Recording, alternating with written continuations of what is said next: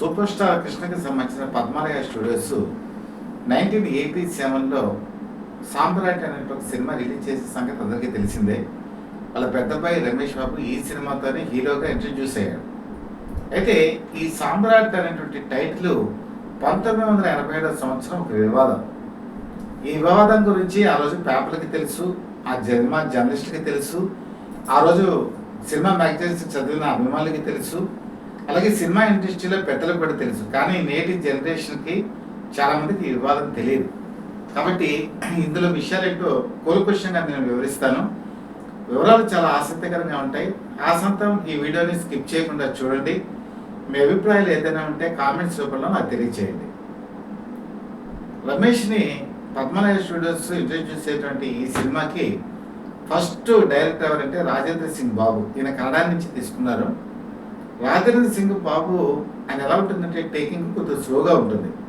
ఈరోజు కనుక మనం చూసుకుంటే చాలామంది దర్శకులు వీళ్ళు ఎలా చేస్తారంటే సినిమాని చాలా వరకు రాజమౌళి వాళ్ళు చూసుకోండి 2 సంవత్సరాలు 2.5 సంవత్సరాలు ఇలాగ స్లోగా తీస్తూ ఉంటారు. ఆయన కూడా అదే మనస్తత్వం.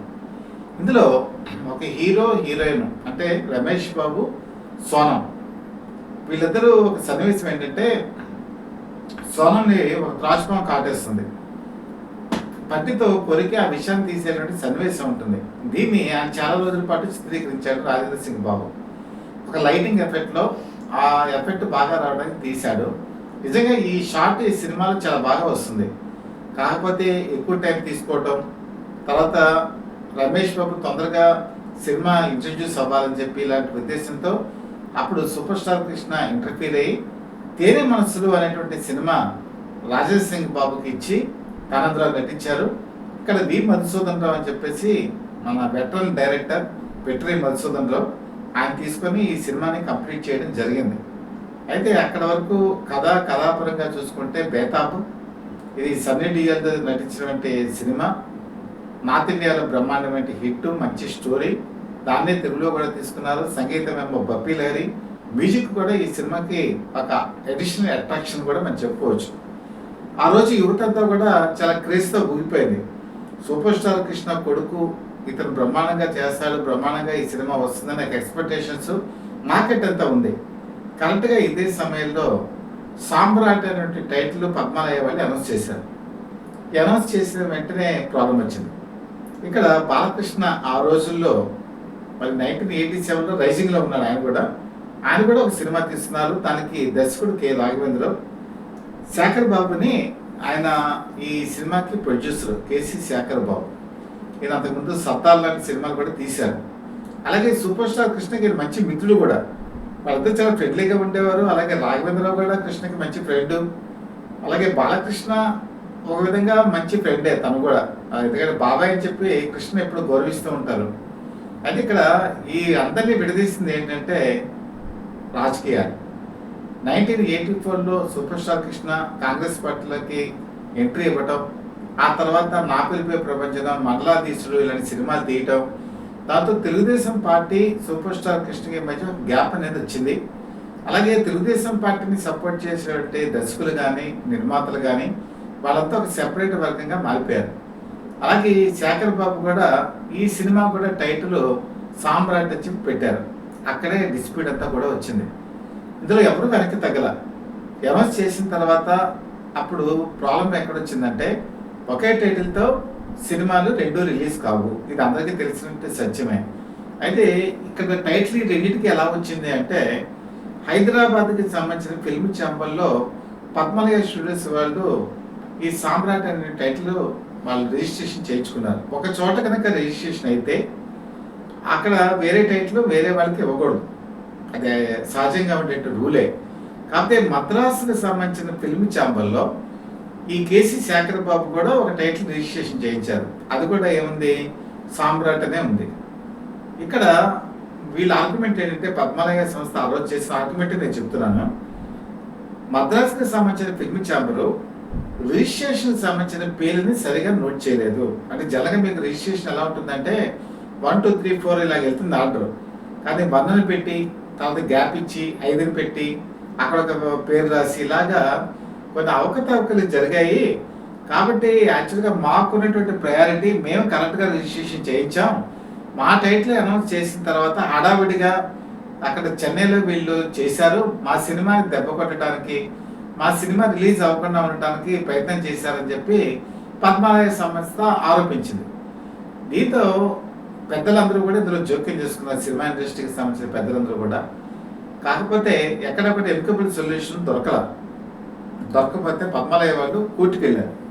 కోర్టుకు వెళ్ళిన తర్వాత వాద ప్రతివాదాలని విన్న తర్వాత వాళ్ళు తీసుకున్న నిర్ణయం ఏంటంటే, సామ్రాట్ అనేది మొట్టమొదటి పద్మాలయ వాళ్ళే రిజిస్ట్రేషన్ చేయించారు కాబట్టి ఆ టైటిల్ వాళ్ళకే చెందుతుంది అని చెప్పేసి వాళ్ళు డిక్లేర్ చేయడం జరిగింది, తీర్పు ఇవ్వడం జరిగింది. ఎప్పుడైతే తీర్పు ఇచ్చారో అప్పుడు బాలకృష్ణకి సంబంధించిన సినిమా అంటే ఇందులో విజయశాంతి కూడా హీరోయిన్గా నటించారు.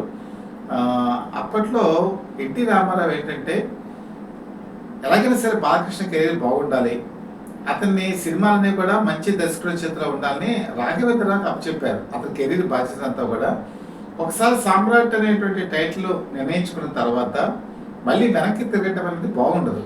అందుకని ఆ సినిమాకి సాహస సామ్రాట్ అని చెప్పి పేరు పెట్టారు. అలాగే పద్మాలయ సంబంధించిన సామ్రాట్ అలాగే ఉండిపోయింది. ఈ సినిమా రిలీజ్ అయిన తర్వాత చాలామంది Ramesh Babu cinema Bazaar road super duper hit అంటారు, కానీ సామ్రాట్ సినిమా కూడా మంచి క్రేజ్తో రిలీజ్ అయింది. హైదరాబాద్లో మహేశ్వరి పరమేశ్వర్ అని సుబ్రహ్మణ్యుడికి సంబంధించిన థియేటర్స్ ఉన్నాయి, ట్విన్ థియేటర్స్. పొద్దున షోకి ఆ రోజు మీకు షోలు ఎలా ఉండేవంటే మార్నింగ్ 10:30, 11 అక్కడ షో, మార్నింగ్ షో ఉండేది. మధ్యాహ్నం matinee, evening show first show, తర్వాత సెకండ్ షో. ఈ సినిమాకి మార్నింగ్ షోకి సినిమా ప్రారంభం అవుతుంది అనుకున్నప్పుడు తెల్లవారుజామున 2 గంటల నుంచి హైదరాబాద్లో అంటే పలు ప్రాంతాల నుంచి అక్కడ అభిమానులు వచ్చి సందడి చేశారు, పెద్ద క్యూ లైన్. ఈ సినిమా ఫస్ట్ వీక్ వచ్చేప్పటికి మంచి కలెక్షన్స్ సాధించాయి, కొన్ని చోట్లయితే రికార్డు కలెక్షన్లు కూడా సాధించాయి. ముఖ్యంగా విజయవాడ, విశాఖపట్నం ఇలాంటి సెంటర్స్లో కూడా మంచి కలెక్షన్స్ సాధించింది. ఈ సినిమా ఆ రోజు పద్మాలయ తీసిన అంటే బడ్జెట్ సినిమాల్లో ఈ సినిమా మంచి కలెక్షన్స్ సాధించి విజయవంతమైంది. కాబట్టి రమేష్ బాబు ఖాతాలో ఒక విజయవంతమైన చిత్రంగా సామ్రాట్ని కూడా మనం చెప్పుకోవచ్చు. అలాగే హిందీలో నుంచి సోనం అని చెప్పేసి హీరోయిన్ తీసుకొచ్చారు. ఇప్పుడు ఆవిడ కొన్ని టీవీ షోస్లో కనపడుతున్నారు. కాకపోతే రమేష్ బాబు అద్వితీయ విజయం అనే చెప్పకపోయినా ఒక మంచి విజయం అయితే సామ్రాట్ సినిమా ద్వారా అతను సాధించాడు. ముఖ్యంగా ఫైట్స్ విషయంలో కానీ, డాన్స్ విషయంలో కానీ, డైలాగ్స్ విషయంలో కానీ పర్వాలేదు, కొత్త సేవగా వచ్చినా కూడా బాగా చేశాడని పేరుని అతను మూట కట్టుకున్నాడు. కాబట్టి సామ్రాట్ ఒక విజయవంతమైన సినిమా అని చెప్పుకోవచ్చు. అలాగే సూపర్ స్టార్ కృష్ణ ఈ సామ్రాట్ అనేటువంటి టైటిల్ వివాదం తర్వాత మళ్ళీ వాళ్ళకి విభేదాలు సమసిపోయాయి. రాఘవేంద్రలో మళ్ళీ 1999 సంవత్సరంలో రాజకుమారుడు అనేటువంటి సినిమాని మహేష్ బాబుని హీరోగా పెట్టి దాన్ని డైరెక్షన్ చేశారు. అందులో ఒక సాంగ్లో కూడా సూపర్ స్టార్ కృష్ణ నటించారు. అలాగే కేసీ శేఖర్ బాబు, అదే చెప్పాను కదా, వాళ్ళు ముందు నుంచి కూడా మంచి ఫ్రెండ్స్. ఆ రోజు రాజకీయ విభేదాల వల్ల వాళ్ళు విడిపోయారు, కానీ తర్వాత ఈ సినిమా తర్వాత మళ్ళీ వాళ్ళు 1990 సంవత్సరం తర్వాత మళ్ళీ ఫ్రెండ్సే అయ్యారు. అలాగే మీరు కనుక చూసుకుంటే ఆ రోజు పోటీ ఎవరి మధ్య జరిగింది? బాలకృష్ణ, రమేష్ మధ్య జరిగింది. బాలకృష్ణ ఎప్పుడూ కూడా సూపర్ స్టార్ కృష్ణని బాబాయ్ అని చెప్పి పిలుస్తారు. అలాగే వాళ్ళు కలిసి కూడా ఒక సినిమాలో నటించారు. ఆ సినిమా పేరు సుల్తాన్. అందులో Balakrishna, super star Krishna, rebel star Krishnaraju ముగ్గురు కూడా కలిసి నటించారు. షూటింగ్ క్యాంప్లో కూడా వీళ్ళు చాలా అన్యోన్యంగా ఉండేవాళ్ళు. అలాగే మీకు మా కథానాయకుడు, మహానాయకుడు ఈ సినిమాలు తీసినప్పుడు కూడా ఆ సినిమాల ప్రారంభోత్సవాన్ని కానీ లేకపోతే ఈ ఓపెనింగ్ లాంచింగ్ విషయంలో కానీ చాలా విషయాల్లో బాలకృష్ణ వచ్చి సూపర్ స్టార్ కృష్ణని కలిసేవాళ్ళు. అలాగే ఆయన ఇన్వైట్ కూడా చేసేవాళ్ళు. అలాగే రమేష్ బాబు కూడా కొన్ని బిజినెస్లు బాగా చేశారు. ఆయన చాలామంది సినిమాల్లో హీరో అని చెప్పి అనుకుంటారు, కానీ సినిమాల్లో హీరోనే కాదు, ఆయన దర్శకుడు అవ్వలేదు అనుకోండి, ప్రొడ్యూసర్ అయ్యారు. అర్జున్ లాంటి సినిమాలు తీశారు. అలాగే ఆయనకి మిగతా వ్యాపారాలు కూడా ఉన్నాయి. కొన్ని వ్యాపారాలు అయితే బాలకృష్ణతో కూడా ఆయనకి మంచి రిలేషన్స్ మెయింటైన్ చేసి కొన్ని వ్యాపార సంబంధాలు కూడా ఉన్నాయి. కాబట్టి బిజినెస్ పరంగా వ్యక్తిగతంగా రమేష్ బాబు, బాలకృష్ణ కూడా చాలా మంచి ఫ్రెండ్స్. అలాగే సూపర్ స్టార్ కృష్ణ కుటుంబంతో కూడా బాలకృష్ణ తర్వాత కాలంలో మంచి ఫ్రెండ్షిప్నే మెయింటైన్ చేసుకుంటూ వచ్చారు. సినిమా ఇండస్ట్రీలో ఎలా ఉంటుందంటేనండి, ఒకనొక టైంలో కొన్ని పరిస్థితులు విడదీస్తాయి. అది రాజకీయం అవ్వచ్చు, లేకపోతే ఆర్థికపరమైన అంశాలు కావచ్చు, ఏదైనా కావచ్చు. కానీ సూపర్ స్టార్ కృష్ణ ఎప్పుడూ కూడా తనకి శత్రువులు అంటే అట్టే పెట్టుకోలేదు. మొట్టమొదటి కొంతమంది విభేదాలు వచ్చినా కూడా వాటిని తొందరగానే సమసిపోయేట్టుగా చేసుకునేవాళ్ళు. అలాగే ఇంకొక విషయం కూడా ఇక్కడ నేను చెప్పాలి. ఈ టైటిల్స్ వివాదంలో ఎప్పుడూ కూడా ఏ ఇండస్ట్రీ కూడా దాన్ని నెత్తి మీద పెట్టుకోవాలని చూడదు. ఇండస్ట్రీ ఎప్పుడు సామరస్యంగా ఉండాలని కోరుకుంటుంది. అలాగే పద్మాలయ స్టూడియోస్ వాళ్ళు కూడా ఎన్టీ రామారావుకి ఒక టైంలో ఈ టైటిల్ విషయంలో సహకారం అందజేశారు. దాసరి నారాయణరావు డైరెక్షన్లో విశ్వరూపం అని చెప్పి ఒక సినిమా వచ్చింది. ఆ విశ్వరూపం సినిమాకి ఆ టైటిల్ అదే పెట్టుకుందాం అనుకున్నప్పుడు వాళ్ళకి తెలిసిన విషయం ఏంటంటే పద్మాలయ స్టూడియోస్ వాళ్ళు విశ్వరూపం అంటే టైటిల్ వాళ్ళు రిజిస్ట్రేషన్ చేయించుకున్నారు. అప్పటికి ఆ టైటిల్ తీసుకోవాలంటే పద్మాలయ స్టూడియోస్ని అప్రోచ్ అవ్వాలి. ఆ టైంలో అల్లూరి సీతారామరాజు గొడవ ఒకటి ఉంది, కురుక్షేత్రం గొడవ ఒకటి ఉంది. ఎన్టీ రామారావుకి కృష్ణకి మధ్య పెద్ద రిలేషన్స్ లేవు. కానీ దాసనారాయణ ఏం చేశారంటే కృష్ణ సోదరుల్ని సంప్రదించి వాళ్ళు కూడా ఎన్టీ రామారావు సినిమా ఆయనకి మనం కోఆపరేట్ చేయాలనే ఉద్దేశంతో తమకున్న విశ్వరూపం టైటిల్ని తీసుకెళ్ళి వాళ్ళకి ఇచ్చారు. తర్వాత అదే టైటిల్ని విశ్వరూపాన్ని కూడా పెట్టుకున్నారు. కాబట్టి శాశ్వత శత్రుత్వం అనేది ఇండస్ట్రీలో ఉండకూడదు, ఉండేలా ఎవరు చూడకూడదు. అదే సూపర్ స్టార్ కృష్ణ పాటించారు, బాలకృష్ణ పాటించారు. తర్వాత వాళ్ళంతా కూడా మంచి ఫ్రెండ్స్ అయ్యారు. కానీ ఏదేమైనా సరే 1987 సంవత్సరంలో మాత్రం అప్పటికి ఇలా సోషల్ మీడియా లేదు, యూట్యూబ్ లేవు. కేవలం ఆ రోజు అభిమానులు ఏం చదువుకునే వాళ్ళంటే జ్యోతి చిత్ర, సితార, ఇలాంటి శివరంజని ఇలాంటి సినిమా మ్యాగజైన్సే వచ్చేవి. వచ్చినప్పుడు మాత్రం ఆ రోజుల్లో ఇది ఒక సెన్సేషన్. దాదాపు నాకు తెలిసి ఒక 3 నెలల పాటు ఈ వివాదం చాలా హాట్గా సాగింది. మీకు వైజాగ్లో వచ్చేటప్పటికి సరస్వతి జంక్షన్, ఈ జంక్షన్ దగ్గర చాలామంది అభిమానులు మార్నింగ్ గుమ్మిగూడేవారు. వాళ్ళంతా కూడా ఇదే డిస్కషన్ చేసుకునేవారు. అలాగే విజయవాడలో కూడా అంతే. అభిమానులు ఎక్కడ కలిసినా కూడా ఈ సామ్రాట్ వివాదం అనేది ఆ రోజుల్లో పెద్ద సెన్సేషన్.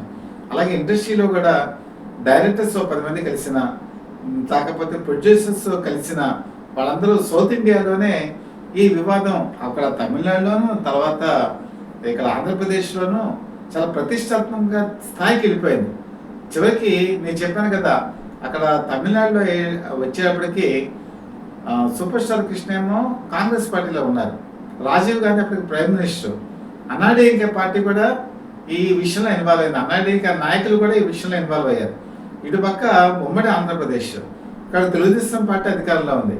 సో ఇక్కడ కొంతమంది నాయకులు లేకపోతే పార్టీ లీడర్స్ ఇలాంటి వాళ్ళు కూడా ఈ టైటిల్ విషయంలో ఇన్వాల్వ్ అయ్యారు. ఏదేమైనా సరే చివరికి ఇది సామరస్యంగా ముగిసిపోయింది. ఆ సినిమా ఎప్పటికీ కూడా సూపర్ స్టార్ కృష్ణ వాళ్ళ పెద్ద అబ్బాయి సినిమాలో అలా అజరామరంగా నిలిచిపోయినటువంటి సామ్రాట్, దాని వెనకాల ఇంత కథ ఉందండి. కాబట్టి ఈ ఆసక్తికరమైన కథనం మీకు గనక తెలిసి నచ్చి ఉంటే మాకు ఖచ్చితంగా మీరు తెలియచేయండి కామెంట్స్ రూపంలో. అలాగే మీ అభిప్రాయాలు కూడా దీనికి సంబంధించి ఏదైనా అంటే ఇంకేదైనా ఫర్దర్ ఇన్ఫర్మేషన్ ఉన్నా మాకు తెలియచేయండి. సత్యప్రద పీపుల్ లైవ్ టీవీ చాలా పురాతన విషయాల్ని, పాత విషయాల్ని మీ దృష్టికి తీసుకొస్తుంది. అది కేవలం మీకు కొన్ని విషయాలు తెలియచేయాలనే ఉద్దేశంతోనే. మీకు కనుక కంటెంట్ కనుక నచ్చినట్టయితే లైక్ చేయండి, బెల్ ఐకాన్ ప్రెస్ చేసి సబ్స్క్రైబ్ చేసుకోండి. మీ సపోర్ట్ మాకు ఎప్పుడు నిరంతరం అందజేయాలని చెప్పి మనస్ఫూర్తిగా కోరుకుంటూ మీ మిత్రుడు శ్రేయభిలాషి, అలాగే Satyaprada people live TV chief editor DVSS Krishnaprasad.